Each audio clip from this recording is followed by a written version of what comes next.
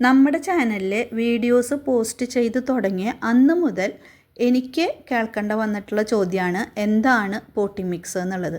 എൻ്റെ പോട്ടിംഗ് മിക്സിൽ ഞാൻ മെയിനായിട്ടും ഉപയോഗിക്കുന്നത് കമ്പോസ്റ്റാണ്. കമ്പോസ്റ്റ് എങ്ങനെയാണ് ഉണ്ടാക്കണേ, അതിൻ്റെ ഗുണങ്ങൾ എന്തൊക്കെയാണ്, അത് ചെടികളുടെ വളർച്ചയെ എങ്ങനെയൊക്കെയാണ് സഹായിക്കണേ എന്നുള്ളതൊക്കെയാണ് നമ്മളുടെ ഇന്നത്തെ വീഡിയോയിൽ നമ്മൾ നോക്കണത്. നമ്മുടെ പൂർവികർ മണ്ണിൽ പൊന്നു വിളയിച്ചിരുന്നു. അങ്ങനെ ഫലഭൂയിഷ്ടമായ മണ്ണ് എന്തുകൊണ്ടാണ് നമ്മൾ ചെടികൾ വയ്ക്കുമ്പോൾ ഒന്നും ശരിയാവാത്തത്? ചെടികൾ വെച്ച് ഒരു കാലം കഴിഞ്ഞ് കഴിഞ്ഞാൽ അതില്ലെങ്കിൽ അതിൻ്റെ ഒരു പ്രായപരിധി എത്തിക്കഴിഞ്ഞാൽ പൂവിട്ട് തുടങ്ങുമ്പോൾ അല്ലെങ്കിൽ കായ പിടിക്കേണ്ട സമയമാകുമ്പോൾ അതിന് കേടുകൾ വരുന്നു. എന്തുകൊണ്ടാണ് നമുക്ക് അല്ലെങ്കിൽ നമ്മുടെ ചെറുപ്പകാലത്ത് ഇല്ലാത്ത തരത്തിലുള്ള കേടുകളും കാര്യങ്ങളൊക്കെ ഇതിലേക്ക് വന്ന് ഭവിക്കുന്നത് എന്തുകൊണ്ടാണ്? അതൊക്കെ മണ്ണിൻ്റെ പ്രത്യേകത കൊണ്ടാണെന്ന് വേണം ഒരു പരിധി വരെ നമുക്ക് പറയാനായിട്ട്. കാലക്രമേണ കാലങ്ങളെ കൊണ്ട് പ്രകൃതിക്ഷോഭങ്ങളെ കൊണ്ടും നമ്മുടെ ലീലാവിലാസങ്ങൾ കൊണ്ടും മണ്ണ് വളരെ പിന്നാക്കം പോയി. അതായത് മണ്ണിലുള്ള സൂക്ഷ്മജീവാണുക്കൾ, മണ്ണിൻ്റെ വായുസഞ്ചാരം ഇതൊക്കെ നല്ലോണം പിന്നാക്കം പോയി. അതുകൊണ്ട് തന്നെ മണ്ണിൻ്റെ ഫലഭൂയിഷ്ഠത അത്ര അധികം നഷ്ടപ്പെട്ടു എന്ന് വേണം നമ്മളൊക്കെ മനസ്സിലാക്കാനായിട്ട്. ഒരു ഉദാഹരണം നോക്കുകയാണെങ്കിൽ നമ്മളുടെയൊക്കെ ചെറുപ്പത്തിലെ എല്ലാ വീട്ടിലും അല്ലെങ്കിൽ ഒരുവിധം എല്ലാ വീടുകളിലും നമുക്ക് കോഴി, പശു, ആട് അതുപോലെയുള്ള ജീവികളെ നമ്മളെക്ക് ഹെൽപ്പ് ചെയ്യാനായിട്ട് അല്ലെങ്കിൽ നമുക്ക് സഹായകരായിട്ടുള്ള ജന്തുജീവജാലങ്ങൾ നമ്മളുടെയൊക്കെ വീടുകളിൽ ഉണ്ടായിരുന്നു. പക്ഷേ ഇന്നതൊക്കെ വളരെയധികം ഉൾപ്രദേശങ്ങളിലേക്ക് മാറിപ്പോയിരിക്കുന്നു. അപ്പോൾ ഇവരുടെയൊക്കെ സമ്പർക്കം മൂലം മണ്ണിനുണ്ടാകാവുന്ന ഫലഭൂയിഷ്ഠത അല്ലെങ്കിൽ മണ്ണിൻ്റെ നല്ല വശങ്ങൾ അതൊക്കെ കാലങ്ങളെ കൊണ്ട് നഷ്ടമായി. അപ്പോൾ നമുക്ക് ഇനിയുള്ള കാലങ്ങളിൽ നമുക്ക് എന്തെങ്കിലും കൃഷി ചെയ്യണം അല്ലെങ്കിൽ ചെടികൾ വയ്ക്കണം എന്നുണ്ടെങ്കിൽ ആ ഫലഭൂയിഷ്ഠത നമ്മൾ തിരിച്ചു കൊണ്ടുവന്നേ പറ്റുള്ളൂ. അപ്പോൾ അങ്ങനെ ഫലഭൂയിഷ്ഠത തിരിച്ചു കൊണ്ടുവരണം എന്നുണ്ടെങ്കിൽ അതിലേക്ക് കമ്പോസ്റ്റിങ് വളരെ നല്ലൊരു മെത്തേഡാണ്. മണ്ണിലെ വായുസഞ്ചാരം കൂട്ടി സൂക്ഷ്മജീവാണുക്കളുടെ പ്രവർത്തനം സുഗമമാക്കാനും അവയുടെ വളർച്ചയെ ത്വരിതപ്പെടുത്താനും കമ്പോസ്റ്റ് വളരെയധികം സഹായിക്കും. ഇനി നമുക്ക് ചെടികൾക്ക് എന്താണ് ഉണ്ടാവണേന്ന് നോക്കാം. കമ്പോസ്റ്റിങ്ങിൽ നമ്മൾ ഇട്ട് കൊടുക്കുന്ന വസ്തുക്കളെ വിഘടിപ്പിക്കുകയാണ് ചെയ്യണത്. അതായത് നമുക്ക് കൊടുക്കുന്ന വസ്തുക്കളെ മുഴുവൻ ദഹിച്ച അവസ്ഥയിലാണ് നമുക്ക് തിരിച്ചു കിട്ടണത്. ദഹിച്ച സാധനങ്ങളിൽ നിന്ന് പോഷകമൂല്യങ്ങൾ, ന്യൂട്രിയൻസ് വലിച്ചെടുക്കാനായിട്ട് ചെടികൾക്ക് വളരെ എളുപ്പമാണ്. ഇനി ഞാനൊരു ഉദാഹരണം പറയാം. നമ്മൾ കൊടുക്കുന്ന എല്ലുപൊടി അല്ലെങ്കിൽ മുട്ടത്തൊണ്ട് അത് ദഹിച്ച് ചെടികൾക്ക് അതിൽ നിന്നുള്ള പോഷകങ്ങൾ വലിച്ചെടുക്കാനായിട്ട് എത്ര സമയം എടുക്കും എന്നുള്ളത് നമ്മളുടെ സാധാരണ ബുദ്ധി വെച്ചൊന്ന് ആലോചിച്ച് നോക്കിയാൽ തന്നെ നമുക്ക് മനസ്സിലാവും. ഒരു എല്ലുപൊടി ദഹിച്ച് അതിൽ നിന്നുള്ള മൂലകങ്ങൾ ചെടിക്ക് കിട്ടണം എന്നുണ്ടെങ്കിൽ എത്ര കാലം എടുക്കും എന്നുള്ളത്. പക്ഷേ നമ്മളത് ചെടിക്ക് ഇട്ട് കൊടുക്കുമ്പോൾ നമ്മളതൊന്നും ചിന്തിക്കാൻ നിൽക്കാറില്ല.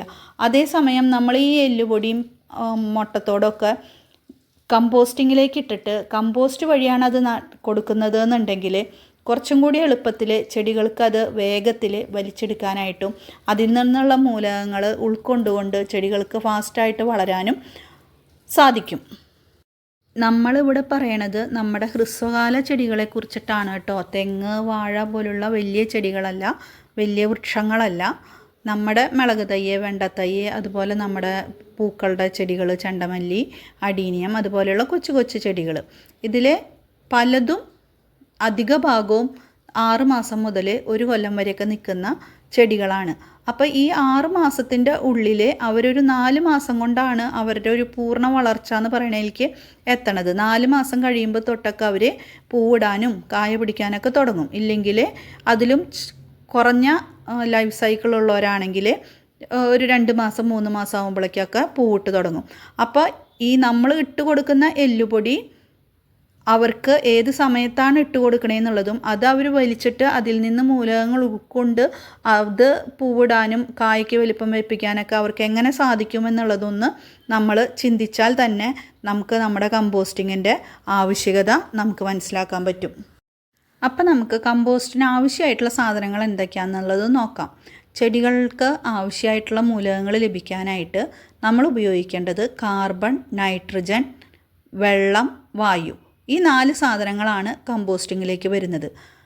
അപ്പോൾ നിങ്ങൾ വിചാരിക്കും കാർബണൊന്നും നമ്മൾ കമ്പോസ്റ്റിങ്ങിൽ ഇട്ട് കൊടുക്കാറില്ലല്ലോ എന്ന്. നമ്മൾ കൊടുക്കുന്ന കാർബൺ എന്ന് പറയുന്നത് കരിയിലയാണ്. കാർബണിൻ്റെ മറ്റൊരവസ്ഥയാണ് കരിയില. അതുപോലെ ഡ്രൈ ആയിട്ടുള്ള ഐറ്റംസ്, കാർഡ്ബോർഡ്, ഡ്രൈ ആയിട്ടുള്ള തുണികൾ, ഇതൊക്കെ പേപ്പർ, ഇതൊക്കെ കാർബണിൻ്റെ വകഭേദങ്ങളാണ്. അതുപോലെ തന്നെ നൈട്രജൻ്റെ കീഴിൽ വരുന്നതാണ് നമ്മുടെ പച്ചില, പുല്ല്, അതുപോലെ നമ്മൾ കൊടുക്കുന്ന ജൈവവളങ്ങൾ. അതായത് നനവുള്ള എന്തും നൈട്രജൻ്റെ കീഴിലാണ് വരുന്നത്. പിന്നെ വായുവും വെള്ളവും നമ്മൾ എക്സ്പ്ലെയിൻ ചെയ്യേണ്ട ആവശ്യമില്ല. അപ്പോൾ നമുക്കിനി അതിന് വേണ്ട സ്ഥലം എന്താണ് വേണ്ടതെന്നുള്ളത് നോക്കാം. മഴവെള്ളം ഒലിച്ചു വരാത്ത, മഴ കൊള്ളാത്ത, വെയിലധികം കൊള്ളാത്ത ഒരു സ്ഥലം വേണം നമ്മൾ തിരഞ്ഞെടുക്കാനായിട്ട്. അത് നമുക്ക് നമ്മുടെ സാഹചര്യങ്ങൾക്കനുസരിച്ച് എവിടെ വേണമെങ്കിലും ആവാം. പറമ്പിലോ സൺഷെയ്ഡിൻ്റെ അടിയിലോ വേറെ എവിടെയെങ്കിലും നമുക്ക് എവിടെയാണോ നമ്മുടെ സൗകര്യം അതിനനുസരിച്ചിട്ടുള്ള നമുക്കൊരു സ്ഥലം നമുക്ക് തിരഞ്ഞെടുക്കാം. നമുക്കൊരു പ്ലാസ്റ്റിക് ഷീറ്റ് വെച്ചിട്ട് അല്ലെങ്കിൽ ടാർപ്പോയ വെച്ചിട്ട് അതിൻ്റെ ഉള്ളിലും നമുക്ക് കമ്പോസ്റ്റിങ് ചെയ്തെടുക്കാനായിട്ട് പറ്റും. ഇപ്പം നമ്മൾ കാണിക്കണത് നമ്മുടെ വീട്ടിൽ പല സ്ഥലങ്ങളിലായിട്ട് നമ്മൾ കമ്പോസ്റ്റിങ് ചെയ്തിട്ടുള്ളതാണ് കേട്ടോ. നമ്മളൊരു 5-6 സ്ഥലത്ത് ബയോബിന്നിലും പറമ്പിൻ്റെ ഒരു മൂലയ്ക്കും ടാർപ്പായയുടെ ഉള്ളിലും വാട്ടർ ടാങ്കിൻ്റെ ഉള്ളിലും ഒക്കെ നമ്മൾ കമ്പോസ്റ്റിങ് ചെയ്തുകൊണ്ടിരിക്കുന്നുണ്ട്. നമുക്ക് കമ്പോസ്റ്റിങ്ങിൽ നമ്മൾ മെയിനായിട്ട് ഉപയോഗിക്കുന്നത് നമ്മുടെ പറമ്പിൽ തന്നെ കരിയിലകളും പച്ചിലകളും നമ്മുടെ അടുക്കള വേസ്റ്റും പച്ചക്കറി വേസ്റ്റും അതുപോലുള്ള പുല്ലുകൾ അങ്ങനത്തെ ഇതൊക്കെയാണ് നമ്മൾ ഉപയോഗിക്കുന്നത്. ഒന്നും നമ്മൾ പുറത്തുനിന്ന് വാങ്ങുന്നില്ല. നമ്മൾ കുറച്ച് ചാണകപ്പൊടിയും എല്ലുപൊടി വേപ്പും പിണ്ണാക്ക് അങ്ങനത്തെ അത്യാവശ്യം വേണ്ട വളരെ കുറച്ച് സാധനങ്ങൾ മാത്രമാണ് നമ്മൾ പുറത്തുനിന്ന് വാങ്ങണുള്ളൂ. ഒരു പ്ലാസ്റ്റിക് ഷീറ്റ്, ടാർപ്പായോ ടേബിളിൻ്റെ ഷീറ്റോ എന്ത് വേണമെങ്കിലും നമുക്ക് ഉപയോഗിക്കാം. അതിൽ എങ്ങനെയാണ് കമ്പോസ്റ്റിങ് ചെയ്യണമെന്നാണ് നമ്മളിവിടെ കാണിച്ചുകൊണ്ടിരിക്കുന്നത്. അതിൽ നമ്മൾ ആദ്യം ഇട്ടിട്ടുള്ളത് കരിയിലയാണ്. കരിയില എന്ന് പറഞ്ഞാൽ നമ്മൾ എത്രമാത്രം നൈട്രജൻ എന്ന് പറഞ്ഞാൽ നമ്മുടെ പുല്ല്, പച്ചിലകൾ, പച്ചക്കറി വേസ്റ്റ്, അടുക്കള വേസ്റ്റ്, ജൈവവളങ്ങൾ ഒക്കെ ആയിട്ട് ഇടണോ അതിൻ്റെ ഒരു 3-4 ഇരട്ടിയെങ്കിലും നമ്മൾ കരിയിലിട്ട് കൊടുക്കണം. കരിയിലിട്ട് കൊടുക്കുക മാത്രമല്ല, ആ കരിയിലയും അതിൻ്റെ ഇടയിൽ പുല്ലും ആയിട്ട് നമ്മൾ ഇട്ട് കൊടുത്തതിന് ശേഷം അത് നനച്ച് കൊടുക്കുകയും വേണം. നനവ് എന്ന് പറയുന്നത് ഒരു പുട്ടുപൊടിയുടെ അത്രയാണ് നനവ്. വെള്ളം ഓവറാവരുത്, അതിൽ നിന്ന് ഒലിച്ചു പോകുന്ന ഒരവസ്ഥ ഒരിക്കലും ഉണ്ടാവരുത്. നമ്മൾ വെള്ളം കുറേശ്ശെയായിട്ട് തൂളി കൊടുത്തിട്ട് അതൊരു പുട്ടുപൊടിയുടെ നനവിലേക്ക് നമ്മൾ എത്തിക്കുക. ഒലിച്ചു വരുന്ന ഒരവസ്ഥ കമ്പോസ്റ്റിങ്ങിൽ ഉണ്ടാവരുത്. അങ്ങനെ വന്നു കഴിഞ്ഞാൽ നമുക്ക് നല്ല ബാക്ടീരിയാസ് ഉണ്ടാവുന്നതിന് പകരം അത് നശിച്ചു പോകാനും ദുർഗന്ധം വരാനൊക്കെയുള്ള ചാൻസ് ഉണ്ട്. അപ്പോൾ ആ നനവിൻ്റെ കാര്യം നമ്മൾ പ്രത്യേകം ശ്രദ്ധിക്കണം. അതുപോലെ തന്നെ ശ്രദ്ധിക്കേണ്ട ഒരു കാര്യമാണ് എയർ സർക്കുലേഷൻ. നമ്മളൊരിക്കലും അടച്ചു പൂട്ടി വെച്ചിട്ട് ഫുൾ ടൈം അത് ഇരുന്ന് കഴിഞ്ഞാൽ അത് ആകെ എന്താ പറയുക, അങ്ങനെ അമ്പി ഒരു ഇതാവുള്ളൂ, നനഞ്ഞ് കട്ട കൂടിയിരിക്കുക എന്ന് പറയില്ലേ, അങ്ങനത്തെ ഒരു അവസ്ഥയിൽ അത് ഇരിക്കുകയുള്ളൂ. ആഴ്ചയിൽ ഒരിക്കലെങ്കിലും അത് തുറന്ന് ഇളക്കി കൊടുക്കാനുള്ളൊരു അവസ്ഥ ഉണ്ടെന്നുണ്ടെങ്കിലാണ് നല്ല രീതിയിൽ അത് വളരെ പെട്ടെന്ന് പൊടിഞ്ഞ് കിട്ടുക. നമ്മൾ ഈ ഒരു രീതിയിൽ നമ്മൾ ചെയ്യുകയാണെങ്കിൽ ഒരു 2-2.5 മാസം കൊണ്ടൊക്കെ നമുക്ക് എത്ര കരിയിലും പുല്ലുണ്ടായാലും അത് കമ്പോസ്റ്റിങ് ചെയ്തെടുക്കാനായിട്ട് പറ്റും. നമുക്കിതിലേക്ക് തന്നെ നമ്മളുടെ ചാണകപ്പൊടി, എല്ലുപൊടി, വേപ്പും പിണ്ണാക്ക് അങ്ങനെ നമുക്ക് എന്തൊക്കെയാണോ വളങ്ങൾ അവൈലബിൾ ആയിട്ടുള്ള അതും നമുക്ക് ആഡ് ചെയ്ത് കൊടുക്കാം. ആഡ് ചെയ്ത് കൊടുക്കുമ്പോൾ ശ്രദ്ധിക്കേണ്ട കാര്യം ഇതാണ്, നനവ്, പുട്ടുപൊടിയുടെ നനവ് നിലനിർത്താനായിട്ട് എപ്പോഴും ശ്രദ്ധിക്കണം. നനവ് കുറവുണ്ട് എന്ന് തോന്നിക്കഴിഞ്ഞാൽ ആ സമയത്ത് നമ്മൾ നനച്ചു കൊടുക്കണം. ആഴ്ചയിൽ ഒരിക്കലെങ്കിലും നല്ലോണം ഇളക്കി മറിച്ചിട്ട് കൊടുത്തിട്ട് അതിലത്തെ എയർ സർക്കുലേഷൻ ക്രമീകരിക്കണം. ഇതൊക്കെ ചെയ്യുമ്പോഴാണ് നമുക്ക് നമ്മുടെ നല്ലൊരു കമ്പോസ്റ്റായിട്ട് നമുക്ക് കിട്ടുക. ഇതൊരു 2-2.5 മാസം കൊണ്ട് നമുക്ക് കമ്പോസ്റ്റിംഗായി കിട്ടുകയും ചെയ്യും.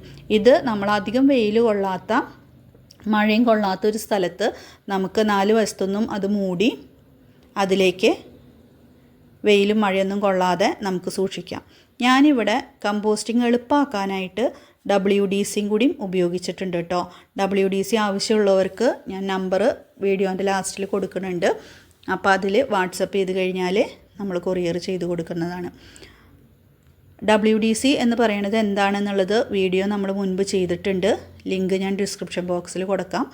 അപ്പോൾ നിങ്ങൾക്ക് അത് കണ്ടാലേ WDCയുടെ ഉപയോഗം നമുക്ക് മനസ്സിലാവും. അതായത് വേസ്റ്റ് ഡീകമ്പോസറാണ്, അത് കമ്പോസ്റ്റിങ്ങിനെ ഫാസ്റ്റ് ആക്കുന്നുണ്ട്. നമ്മൾ നനവ് നിലനിർത്താനായിട്ട് നമ്മളിവിടെ ഉപയോഗിച്ചേക്കുന്നത് WDC ആണ്. അതിന് പകരമായിട്ട് നമുക്ക് ചാണകവെള്ളം ഉപയോഗിക്കാം, കഞ്ഞിവെള്ളം ഉപയോഗിക്കാം, സാധാ പച്ചവെള്ളം ഉപയോഗിച്ചാലും ഈ കമ്പോസ്റ്റിംഗ് നടക്കും. പക്ഷേ നമ്മൾ ഉപയോഗിക്കുന്ന മീഡിയം എന്താണോ അതിനനുസരിച്ച് നമ്മുടെ കമ്പോസ്റ്റിംഗ് പ്രക്രിയ എളുപ്പമാവും. ഇപ്പോൾ നമ്മൾ ഒരു കുഴി കുത്താനായിട്ട് നമ്മൾ തന്നെ കുത്തുന്ന നേരത്ത് വേറൊരാളും കൂടി നമ്മളെ ഹെൽപ്പ് ചെയ്യാൻ വന്നു കഴിഞ്ഞാൽ അത് അത്രയും ഫാസ്റ്റായിട്ട് നടക്കുന്ന പോലെ തന്നെ നമ്മളുടെ കമ്പോസ്റ്റിങ്ങിന് അതിലത്തെ വേസ്റ്റും അതുപോലെയുള്ള ബാക്കി ജൈവ വളങ്ങളും ഇതൊക്കെ വിഘടിപ്പിക്കാൻ വേണ്ടിയിട്ടാണ് നമ്മൾ ഈ വേസ്റ്റ് ഡീകമ്പോസർ എന്ന് പറയുന്ന ബാക്ടീരിയാസിനെ നമ്മൾ ഉപയോഗിക്കുന്നത്. മാത്രമല്ല ആ ബാക്ടീരിയാസിൻ്റെ എണ്ണം വർദ്ധിക്കുന്നതിനനുസരിച്ച് നമ്മൾ ഗ്രോ ബാഗിലായാലും നമ്മളുടെ മണ്ണിലേക്കായാലും നമ്മൾ ഈ കമ്പോസ്റ്റിംഗ് മിക്സ് ചെയ്ത് കൊടുക്കുമ്പോൾ അവിടെയും ആ ബാക്ടീരിയാസിൻ്റെ വളർച്ച നല്ല രീതിയിൽ ഉണ്ടാവുകയും ചെടികളുടെ വേരിനും ചെടികൾക്ക് പോഷകങ്ങൾ വലിച്ചെടുക്കാനൊക്കെ ഈ ബാക്ടീരിയകൾ വളരെയധികം സഹായിക്കും. മാത്രമല്ല കമ്പോസ്റ്റിങ്ങിലായാലും മണ്ണിലായാലും സൂക്ഷ്മജീവാണുക്കൾക്ക് പരസ്പരമുള്ളൊരു ഐക്യത്തിനും അവരുടെ വളർച്ചയ്ക്കും ഈ ബാക്ടീരിയകൾ നമ്മൾ കമ്പോസ്റ്റിങ്ങിൽ എത്ര തരം ബാക്ടീരിയാസിനെ നമുക്ക് ആഡ് ചെയ്ത് കൊടുക്കാൻ പറ്റുമോ അത്രയും ബാക്ടീരിയാസിനെ നമുക്കതിലേക്ക് ആഡ് ചെയ്യാം. ഇപ്പോൾ നമ്മൾ ഉപയോഗിക്കുന്ന സുഡോമോണോസ്, വാമ് ഇങ്ങനെയുള്ള സൂക്ഷ്മജീവാണുക്കളെ ഒക്കെ നമുക്ക് കമ്പോസ്റ്റിങ്ങിലേക്ക് ആഡ് ചെയ്ത് കൊടുക്കുന്നത് വഴി അവയെ അതിലൂടെ വളർത്തിയെടുക്കാനായിട്ട് സാധിക്കും. ഇങ്ങനെ ഉണ്ടാക്കിയെടുക്കുന്ന കമ്പോസ്റ്റിൻ്റെ കൂടെ തുല്യ അനുപാതത്തിലോ അല്ലെങ്കിൽ അതിൽ കുറവോ മണ്ണ് ചേർത്തിട്ടാണ് ഞാനിവിടെ പോട്ടി മിക്സായിട്ട് ഉപയോഗിക്കുന്നത്. ഇത്തരം കമ്പോസ്റ്റിംഗ് മെത്തേഡിലൂടെ അല്ലെങ്കിൽ ഇങ്ങനത്തെ പോട്ടി മിക്സ് നമ്മൾ ഉപയോഗിക്കുമ്പോൾ അതിൽ എയർ സർക്കുലേഷൻ വളരെ കൂടുതലായിരിക്കും. മാത്രമല്ല ചെടികൾക്ക് ആവശ്യമായിട്ടുള്ള ഇപ്പോഴൊക്കെ നല്ല വെയിലല്ലേ, അപ്പോൾ അതിലേക്ക് ചെടികൾക്ക് ആവശ്യമായ വെള്ളം അത് പിടിച്ചു നിർത്തുകയും ചെയ്യും. ഒരു സ്പോഞ്ചിൻ്റെ എഫക്റ്റ് ഇത്തരം കമ്പോസ്റ്റിൽ നമ്മൾ ചെടികൾ വെക്കുമ്പോൾ ആ ചെടികൾക്ക് കിട്ടും. അപ്പോൾ അവയ്ക്ക് ആവശ്യമായ വെള്ളവും കിട്ടും, അതിൽ സൂക്ഷ്മജീവാണുക്കളുടെ വളർച്ചയുണ്ടാവും, ചെടികളുടെ വേരിനെയും ചെടികളുടെ വളർച്ചേനെയും അത് ത്വരിതപ്പെടുത്തുകയും ചെയ്യും. അപ്പോൾ ഇങ്ങനെ ഒരു നല്ലൊരു പോട്ടി മിക്സ് നമ്മൾ ശരിയാക്കി അതിലേക്ക് ചെടികൾ വെച്ച് കഴിഞ്ഞാൽ തന്നെ നമ്മളുടെ പകുതി പണി കഴിഞ്ഞു എന്ന് പറയാം. അപ്പോൾ ചെടികൾ വളർത്തുമ്പോൾ ഏറ്റവും നല്ലത് കമ്പോസ്റ്റിംഗ് ആദ്യം സ്റ്റാർട്ട് ചെയ്തിട്ട് അതിന് ശേഷം ചെടികളെക്കുറിച്ച് ചിന്തിക്കുന്നതാണ് നല്ലത്. വീഡിയോ ഏതെങ്കിലും തരത്തിൽ ഉപകാരപ്രദമാവുകയാണെങ്കിൽ ലൈക്ക് ചെയ്യാനും സബ്സ്ക്രൈബ് ചെയ്യാനും മറക്കരുത്. നിങ്ങളുടെ സംശയങ്ങൾ കമൻറ്റിലൂടെ അറിയിച്ചാൽ എനിക്ക് അതും കൂടിയും പഠിക്കാമല്ലോ. അറിയാവുന്നതാണെങ്കിൽ മറുപടിയും പറയാം. അപ്പോൾ അടുത്തൊരു വീഡിയോയിൽ കാണുന്നവരെ എല്ലാവർക്കും നല്ലൊരു ദിവസം. ബായ്.